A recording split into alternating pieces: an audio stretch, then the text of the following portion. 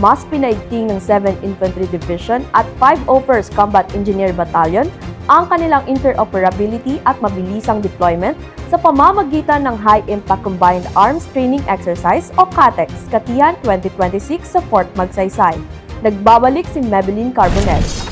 Mas pinaigting ng 7th Infantry Division at 501st Combat Engineer Battalion ng Philippine Army ang kanilang interoperability at kakayahan sa mabilisang deployment sa pamamagitan ng isang High-Impact Combined Arms Training Exercise o CATEX Katihan 2026 sa Fort Magsaysay.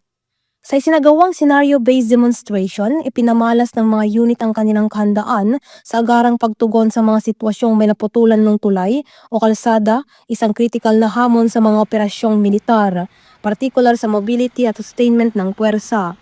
Lumahok dito ang mga military truck drivers mula sa iba't ibang unit ng dibisyon na sumailalim sa mahigpit na koordinasyon at real-world execution ng operasyon.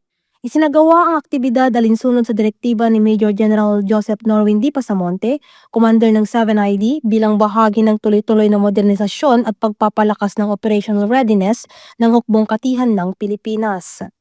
Tampok sa pagsasanay ang paggamit ng Dry Support Bridge, isang high-mobility bridging system na dinisenyo upang mabilis na maibalik ang critical ground mobility sa mga lugar na may sirang infrastruktura.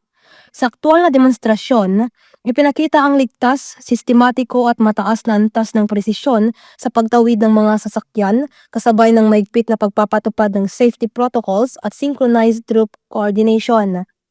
Ayon sa pamunuan ng 7ID, ang ganitong uri ng pagsasanay ay mahalaga sa combat operations kung saan ang bawat segundo ay kritikal sa maneuver, reinforcement at agarang paghatid ng suporta sa frontline units.